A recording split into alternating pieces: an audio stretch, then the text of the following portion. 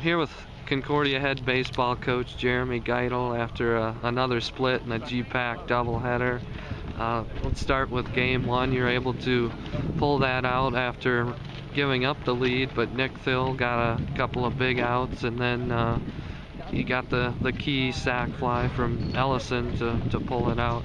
Yeah, it was one of those situations where you go into with a 3-run lead into the 7th inning, and you think we've been there before, we've done it before, and just things worked out where they are able to generate some base runners and bring some runners across. Unfortunate, but yet we still have players step up, like you said. Nick Thill stepped up there, and I think the biggest thing is the resilience of the players, of the guys, once they got back in out of that jam, to come back and get a run across right away. Obviously the triple by Schaefer was big, and then the sac fly by E. So it's two guys that really stepped up today in that first game, and just to stay with it.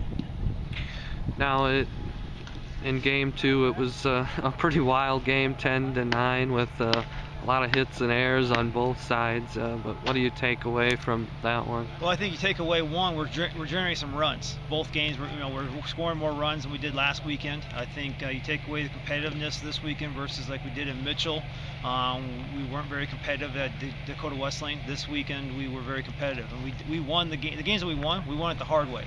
And then to have this the tying run at third base, at the second game, gave us we still had a chance, down 2, and so the guys really fought. They really showed a competitiveness this week that we haven't seen for a while.